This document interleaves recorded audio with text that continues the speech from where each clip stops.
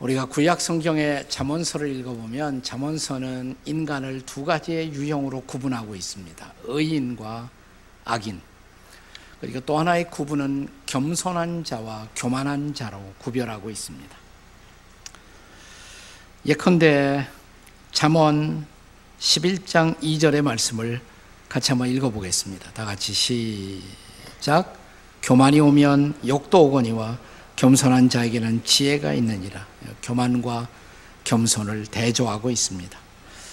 또 잠언 16장 19절도 함께 읽겠습니다. 시작. 겸손한 자와 함께하여 마음을 낮추는 것이 교만한 자와 함께하여 탈취물을 나누는 것보다 겸손한 자, 교만한 자를 여기서 대비하고 있죠. 한 구절만 더 보겠습니다. 잠언 18장 12절 같이 읽습니다. 시작. 사람의 마음의 교만은 멸망의 선봉이요 겸손은 존귀의 길잡이니라. 끊임없이 겸손한 인생과 교만한 인생을 구별하고 있습니다. 그렇다면 왜 사람들은 교만해질까요?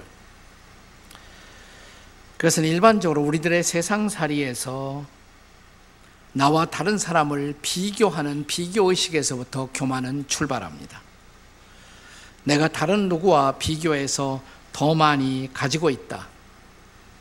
물질을 갖고 있다. 더 많은 지식을 갖고 있다. 더 많이 알고 있다. 내가 더 좋은 집에서 살고 있다. 내가 더 나은 외모를 갖고 있다. 이런 데서 우리들의 대부분의 교만한 마음이 싹 들 수가 있습니다. 누군가 우리나라에서 경험하는 소위 평등사회를 자조적으로 이렇게 말하더라고요. 평등사회는 뭐냐? 평수를 따지고 등수를 따지는 사회. 그게 평등사회라는 거예요. 네. 더 넓은 평수의 아파트에 사는 사람은 더 적은 평수의 아파트에 사는 사람들을 낮추어 보고, 더 좋은 등수로 더 좋은 학교에 공부한 사람들은 더 낮은 등수로 더 낮은 학교를 간 사람들을 낮추어 보기도 합니다. 또 잘생긴 사람들은 자기보다 안 생긴 사람들을 낮추어 보고, 또 안 생긴 사람들은 잘난 이들의 외모를 폄하함으로써 일종의 카타르시스적 위로를 얻고자 기도하기도 합니다. 최근에 인터넷을 내가 뒤지다가 남자들 잘생김과 못생김 구분법 이런 것들이 나와 있더라고요. 남자들 잘생김과 못생긴 구분법. 우선 못생긴 남자들에 대한 말이에요. 누가 못생긴 남자들이야? 착하게 생겼네. 그게 못생겼단 말이에요. 실상은 착하게 생겼네. 공부 잘하시게 생겼어요. 네, 인상이 참 좋으시네요. 사람 좋아 보이시네요.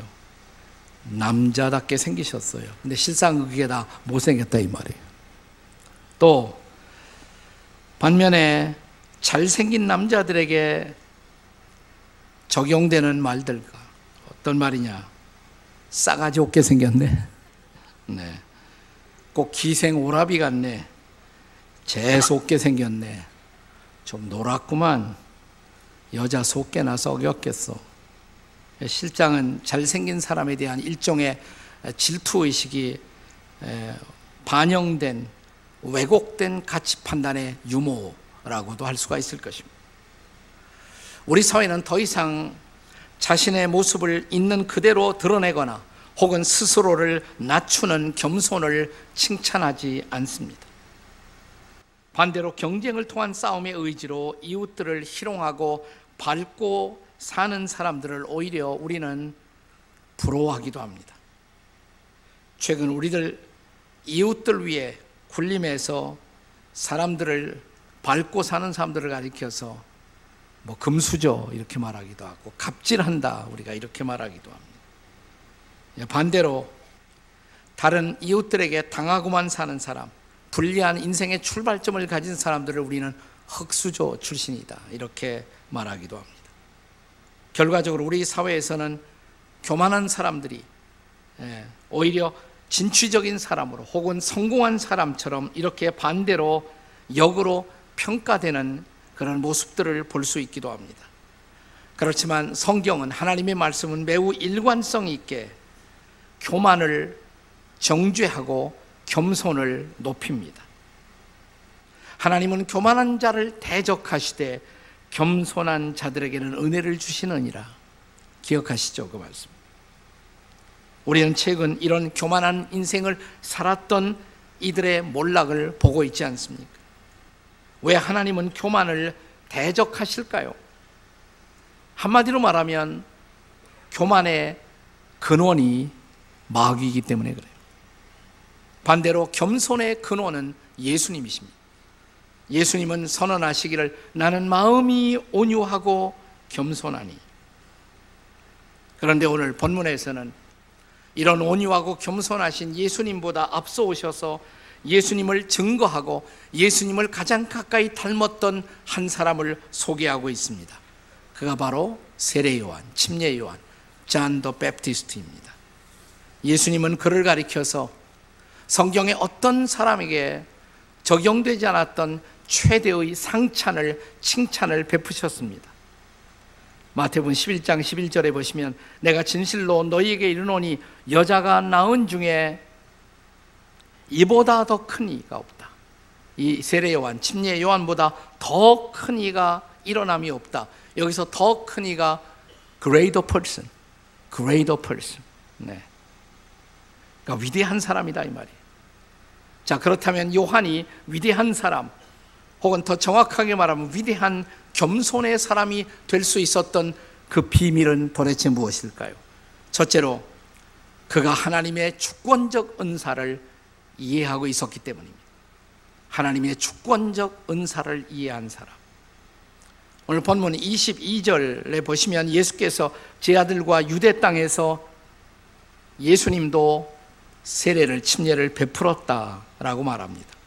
아마도 직접 아니라 제자들을 통해서 베풀었을 가능성이 많습니다만, 그런데 그 다음 23절에 보시면 요한도 예수님이 계셨던 살렘, 예루살렘 가까운 에논이라는 곳에서 동시에 사람들에게 침례식을 거행하고 있었다라고 말합니다. 그런데 26절 보세요. 자, 한 사건이 발생합니다. 자, 본문의 26절을 다 함께 같이 읽겠습니다. 시작. 그들이 요한에게 가서 이르되 라삐여, 선생님과 함께 요단강 저편에 있더니 곧 선생님이 증언하시던 이가 침례를 베풀매 사람들이 다 그에게로 가더이다. 자, 요한이 늘 증거했던 그분이 등장하니까 선생님을 따르던 모든 사람들이 이제는 선생님이 아니라 예수님에게로 가고 있습니다 이 말이에요. 그러니까 요한의 경쟁심, 일종의 질투심을 자극하는 그런 말이었습니다. 이걸 우리식으로, 우리 시대의 말로 좀 바꾸어서 말하면 이런 표현입니다.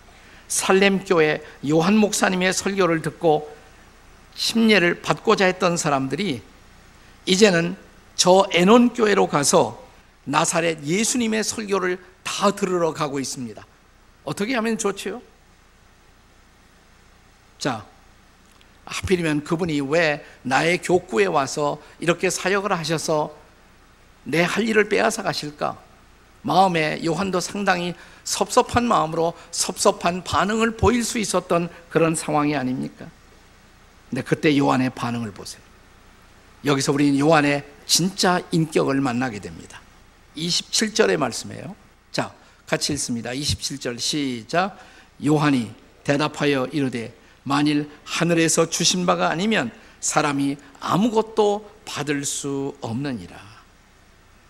하늘의 하나님이 그분을 통해 그런 일을 하도록 은사를 주셨기 때문에 그분이 그런 일을 하시는 것이야.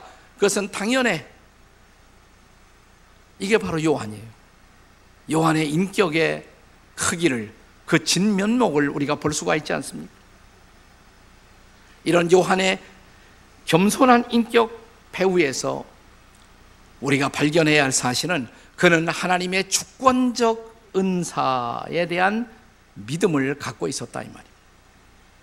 자, 성경에 보면 이 성경의 하나님께서는, 성령 하나님께서는 각 사람에게 자신의 의지를 따라 여러 다른 은사를 주신다라고 기록하고 있죠. 로마서 12장 6절 말씀을 보세요. 로마서 12장 6절입니다. 같이 읽습니다. 시작.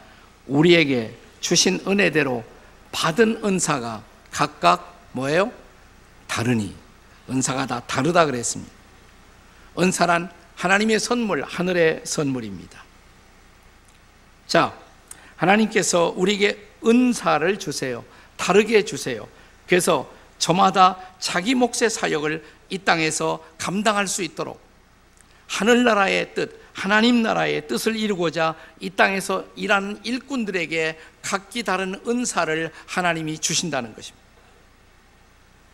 그러니까 나는 내게 주신 은사를 따라 내 몫의 사역을 묵묵히 성실하게 감당하면 되는 것입니다. 자, 마지막 심판의 때 하나님께서는 내가 너에게 큰 은사를 주었기에 큰 일을 할 것을 기대한다. 혹은 내가 너에게 작은 은사를 주었기 때문에 작은 것을 기대한다. 이런 식으로 말하지 않습니다.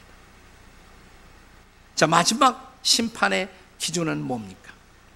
저 유명한 탤런트의 비유를 한번 생각해 보세요. 주인이 먼 나라로 가면서 종들을 불러 5, 2, 1 달란트를 맡기셨습니다. 다르게 맡기셨어요. 다르게.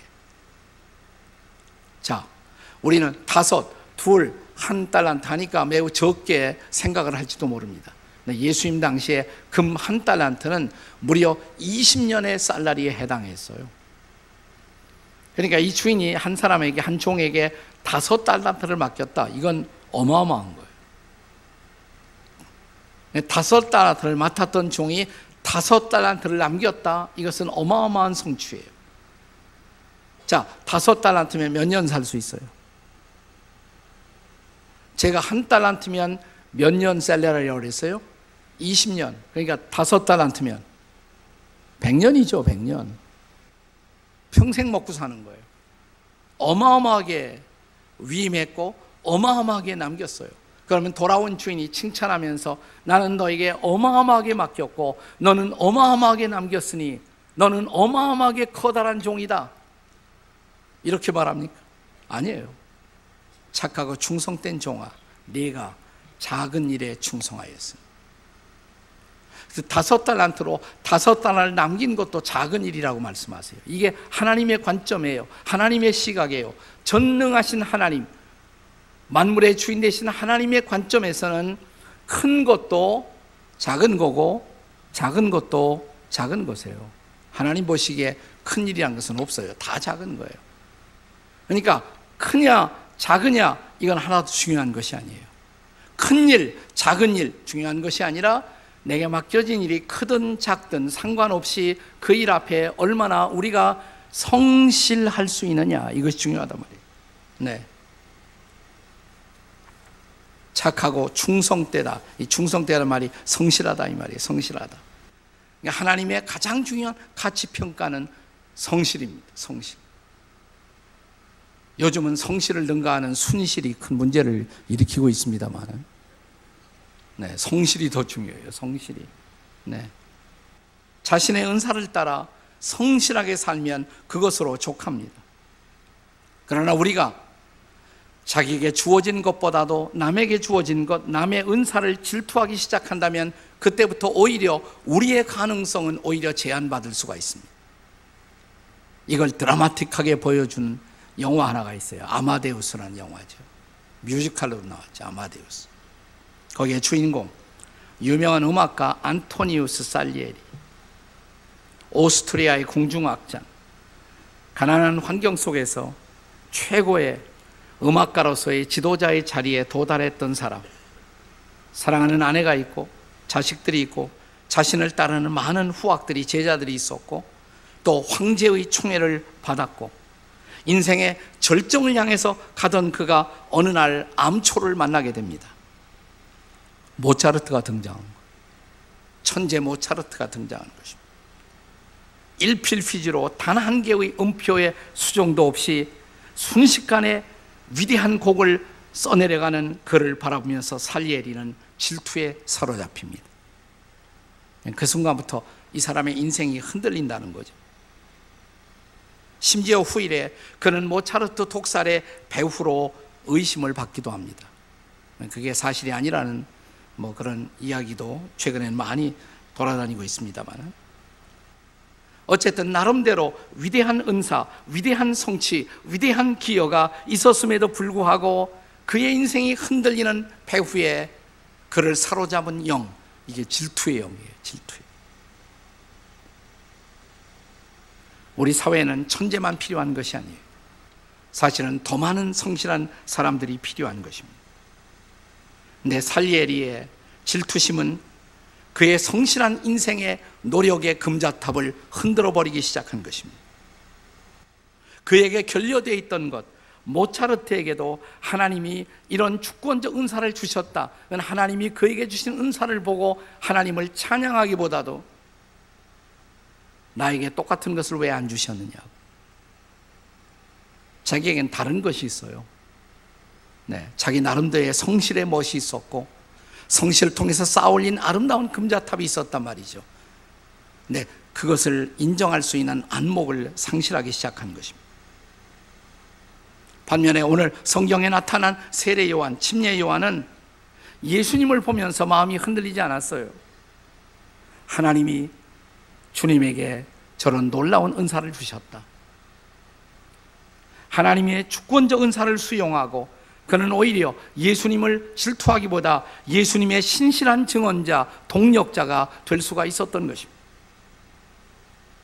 자, 예수님이 그를 향해 위대한 사람, 여자가 낳은 사람 중에 가장 위대한 사람, 그렇게 말했던 이유가 짐작이 가지 않습니다. 또 하나, 요한의 겸손, 이 위대한 겸손의 비밀, 두 번째는 자신의 소명적 위치를 이해한 때문입니다. 자신에게 주어진 소명적 위치를 그는 이해하고 있었습니다. 요한의 겸손을 이해하는 두 번째 열쇠예요. 하나님이 나를 어떤 자리로 부르셨는가, 그 부르심의 자리를 알았다는 것입니다. 본문 28절 같이 읽겠습니다. 28절 함께 읽습니다. 시작. 내가 말한 바 나는 그리스도가 아니요. 자기의 정체성을 분명히 인식했어요. 나는 그리스도가 아니라고. 나는 그리스도에 앞서서 그리스도를 증거하기 위해서 보내심을 받은 사람에 불과하다고. 이 정체성에 대한 분명한 이해, 그 이해에 따라서 이어지는 고백. 자, 다음 절 29절입니다. 같이 읽습니다. 29절 시작. 신부를 취하는 자는 신랑이나 신랑의 음성을 듣는 친구가 크게 기뻐하였나니 나는 이런 기쁨으로 충만하였노라. 요한은 신랑의 친구, 신랑의 들러리로 만족한다는 것입니다. 예수님의 들러리로 만족한다는 것이에요. 자, 하나님께서 그를 들러리의 자리로 부르셨고 들러리의 역할을 부여하셨다면 들러리의 역할을 하는 것으로 만족해야 마땅하지 않겠습니까? 모든 사람이 다 신랑이 될 수는 없잖아요. 소명은 부르심입니다. 나를 향한 하늘의 부르심, 내가 이 땅에서 주어진 부르심을 따라 그 역할에 충실함으로써 느낄 수 있는 보람, 이것이 한 사람의 가치를 진지하게 만드는 것입니다. 저 유명한 지휘자 레널드 번스타인에게 어떤 사람이 이런 질문을 했다고 합니다. 당신이 오케스트라를 지휘할 때 가장 구하기 힘든 연주자는 어떤 파트입니까? 그의 대답은 제2 바이올리니스트, 세컨드 바이올리니스트를 구하기가 제일 힘들다. 제1 연주자는 얼마든지 있지만, 또 제1 연주자가 되기를 원하는 사람들은 얼마든지 있지만, 제1 연주자와 함께 아름다운 화음을 이루어질 제2 연주자를 찾기가 매우 힘들다고. 그런데 제2 연주자가 없이는 오케스트라의 그 아름다운 화음, 그 음악은 불가능한 것입니다. 그래서 하나님은 당신의 오케스트라를 따라 자신의 소명에 따라 그 위치를 지킬 줄 아는 제2 연주자들을 필요로 하시는 것입니다. 우리 중에 기쁘게 이 제2연주자의 소명을 감당할 수 있는 사람들은 얼마나 될까요? 요한은 그의 소명이 예수 그리스도의 오실 길을 준비하는 것, 그리고 그분을 높이는 것, 그것이 자기의 부르심이고 자기의 역할인 것을 분명히 알았습니다. 자, 이제 30절에 나타난 그의 입술을 통해 나온 위대한 고백, 정말 위대한 고백입니다. 자, 다 같이 한번 30절의 고백을 같이 읽습니다. 시작. 그는 흥하여야 하겠고 나는 쇠하여야 하리라. 자, 말로만 그렇게 한 것이 아니에요. 그리고 나서 얼마 되지 않아서 그는 참수형을 받아 자기의 목숨을 순교의 제물로 바치고 인생의 무대에서 조용히 사라집니다. 그리스도가 이제 메시아로 그의 역할을 감당하고 사람들을 구원하기 위한 놀라운 소명의 길로 나아가는 것을 보고 그는 조용히 역사의 저편으로 사라진 것입니다. 예수님이 이러한 요한을 가리켜서 여자가 낳은 사람 가운데 가장 위대한 사람이라고, 나는 이보다 더 위대한 사람을 본 일이 없다고. Greater person, 이 위대한 사람, 위대한 인격. 근데 예수님이 바로 그런 분이잖아요. 예수님은 성자 하나님이십니다. 성자 하나님이신 예수님은 성부 하나님의 보내심을 받아 이 땅에 오셨고, 그는 성부 하나님과 동등이셨지만 삼위 하나님의 뜻을 이루고자 빌립보서 2장 6절 이하에 보시면 하나님과 동등됨을 받을 것으로 여기지 아니하시고 자신을 비우시고 자신을 낮추시고 죽기까지 복종하셨다라고 말합니다. 우린 여기에서 진정한 겸손의 의미를 만납니다. 성경적 겸손, 겸손은 그냥 머리만 숙이고 쩔쩔매는 것, 그것이 겸손이 아니고 성경적 겸손의 의미는 하나님의 뜻을 이루고자 죽기까지 자신을 비우시고 낮추시고 복종하심, 이게 겸손이에요. 이게 바로 성경적 겸손인 것입니다. 예수 그리스도야말로 그런 완벽한 겸손의 일생을 사셨던 것입니다. 그리고 요한은 바로 그분을 닮아가는 아름다운 모습을 먼저 보일 수가 있었던 것입니다. 자, 우리가 예수 그리스도의 제자로 인생을 살아간다는 것, 무엇을 의미하는 것입니까?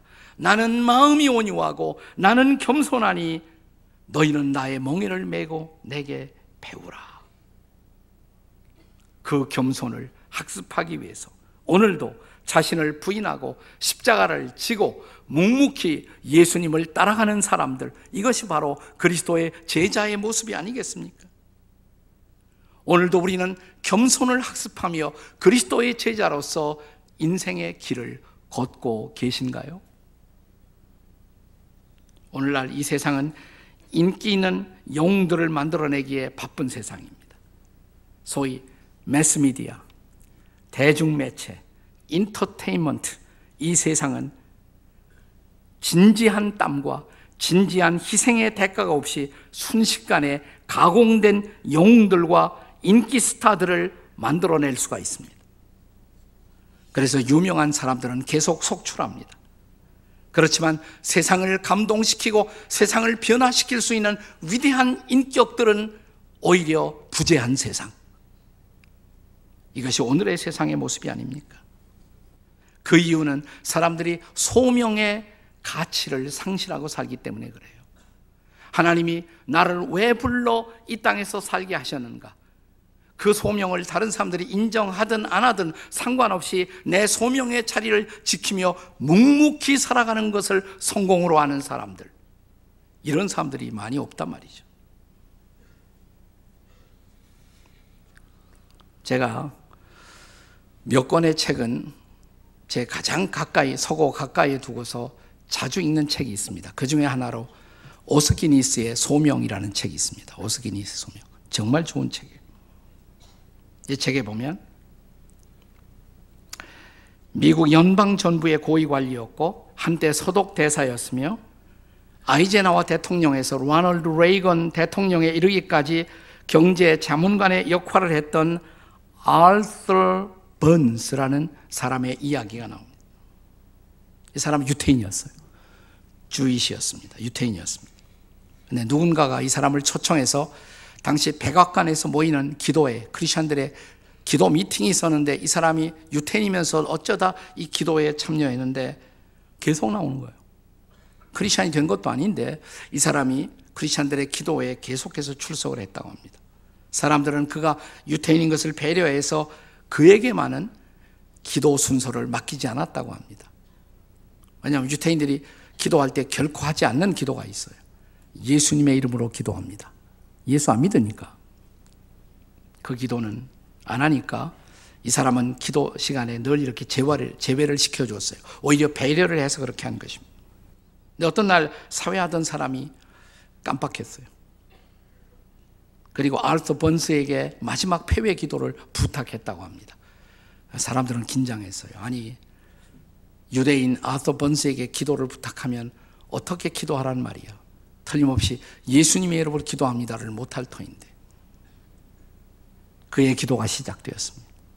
그날 그 자리에 있었던 사람들은, 그의 기도를 들었던 사람들은 오랜 시간이 지난 후까지 그의 기도를 결코 잊을 수가 없었다고 합니다. 이렇게 그의 기도는 시작되었습니다. 주님, 유대인들이 예수 그리스도를 알게 해주시기를 기도합니다. 주님, 회교도들도 예수 그리스도를 알게 해주시기를 기도합니다. 끝으로 주님, 그리스도인들도 그리스도를 알게 해주시기를 기도합니다.